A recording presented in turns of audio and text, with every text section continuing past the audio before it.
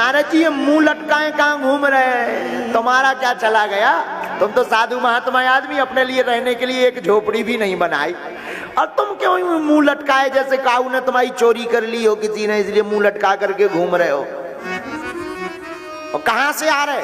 परतम गम्यते कुत्र, कहां गए थे, कहां से आ रहे, साफ विस्तार पूर्वक बताओ।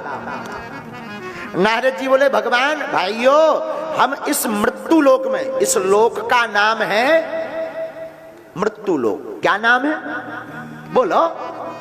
जहां हम लोग बैठे ना, ये जितने देश हैं, इस लोक का नाम है मृत्यु लोक। ऐसे 7 लोक नीचे हैं, 7 लोक ऊपर हैं। हाँ? तो नारद जी बोले हम सत्संग करने आए थे। और एक और मजे की बात है, अशोकनगर के पागलों, तुम्हारी जिंदगी में ये बात बहुत काम आएगी। तुम सत्संग पाना चाहते हो तो इसी लोक में मिलेगा। तुम अगर स्वर्ग चले भी जाओ, भगवान करे सब अशोकनगर वाले जावे स्वर्ग, हमें कोई दिक्कत नहीं है, कोई बुराई। देखो हमें तो जाना नहीं है, हमें तो पहुंच ही नहीं पाना। आप कहोगे इसका मतलब तुम गुरुजी पापी कहा है, ऐसा मत कहना। अब ये तो भगवान निर्णय करे, पर हमें पता है कि हमें स्वर्ग नहीं जाना। बोले क्यों? हमने कहा स्वर्ग क्या जाना है, हम तो इसी संसार में रह करके भगवान की कथा सुनने वाले हैं। क्योंकि स्वर्ग में जाएंगे और स्वर्ग का नियम है कि जब तक पुण्य का बैलेंस रहेगा तब तक स्वर्ग में, फिर तुम्हें जो है धक्का मार के यहीं भेज दिया जाएगा। इसलिए कौन बेफिजूली में अपने पुण्य खर्च करने जावे। स्वर्ग तो यही है। बोले कहाँ?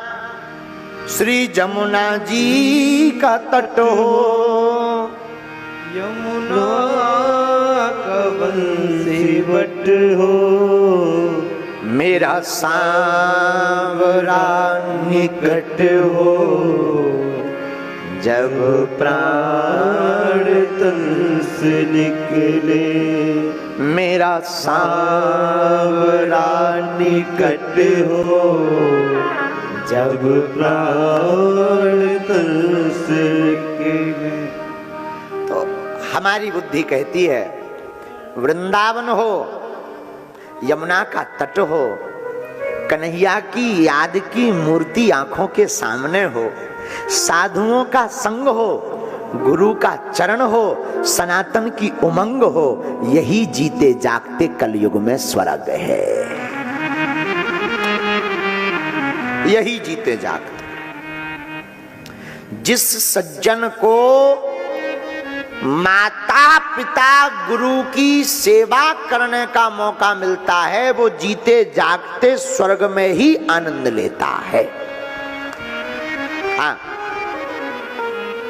तो हमारी बुद्धि कहती कि स्वर्ग यही है। और एक बात, तुम स्वर्ग चले भी जाओ और स्वर्ग में जाकर कहो कि गढ़ा वाले बागेश्वर वाले महाराज जी की कथा सुनाओ, तुम कहो भी स्वर्ग में है, जो मन में कामना करोगे, तुम कहोगे कि हमको पीना है तो तुरंत ले आओ, तुम कहोगे हमको नृत्य देखना है तुरंत, तुम कहोगे हमको सोना है 1 महीना के लिए, तो 1 महीना तुम्हें नींद खुलेगी ही नहीं। स्वर्ग में तो जो कामना करो वो मिलता है, बिल्कुल है। लेकिन तुम कहोगे हमें कथा सुननी बागेश्वर वाले महाराज जी की, तो ना मिले ना। उस कथा को सुनने के लिए आपको इसी लोक में आना पड़ेगा। और जब इसी लोक में आना है और सब देवता भी इसी लोक में कथा सुनने आते, तो हम लोग वहां क्यों भटके हैं? ये हम नहीं कह रहे, नारद जी अपने मुंह से कह रहे हैं भागवत में, सत्संगार्थम समायाता, सत्संग करने के लिए हम इस लोक में आए। कहां कहां गए?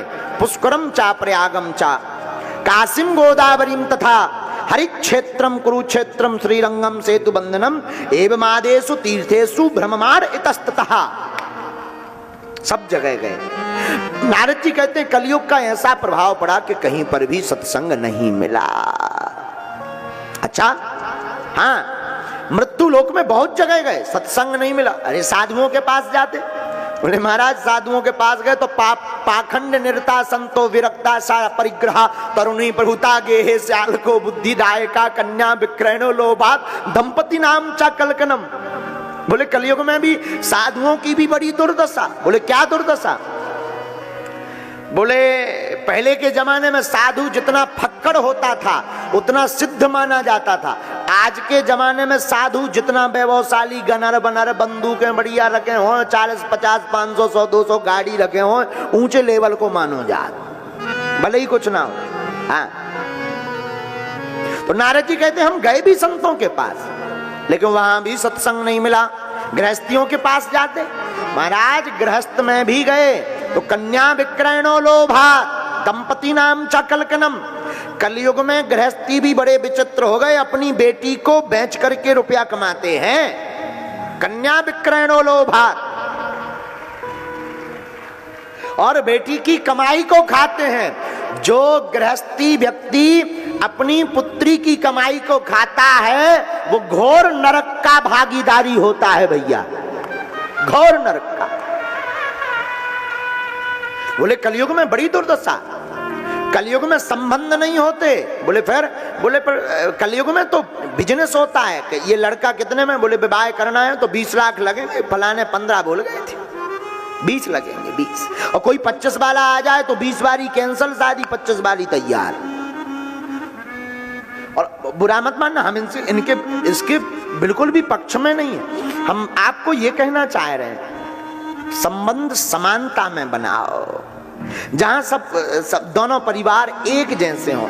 कई बार हम लोग ऐसे घर में नाता जोड़ लेते हैं कि एक जन एकदम ऊंचे, एक जन बिल्कुल नीचे, फिर ऐसा टकरार होता है कि जिंदगी भर बर्तन फट फट फट फट होते ही रहते हैं। गुरुजी ससुर दमाद में, गुरुजी बिटिया दमाद में बन नहीं रहा, अब कहां से बनेगा, तुमने खरीदा है।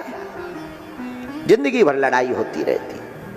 संबंध समानता में होना चाहिए। तो बोले कन्या विक्रयणो, नारद जी कहते कन्या विक्रयणो लोभा दंपति नाम च श्याल को बुद्धिदायका। देखो कितना अच्छी बात। बोले श्याल को, बोले श्याल को कौन है? श्याल को मतलब साला।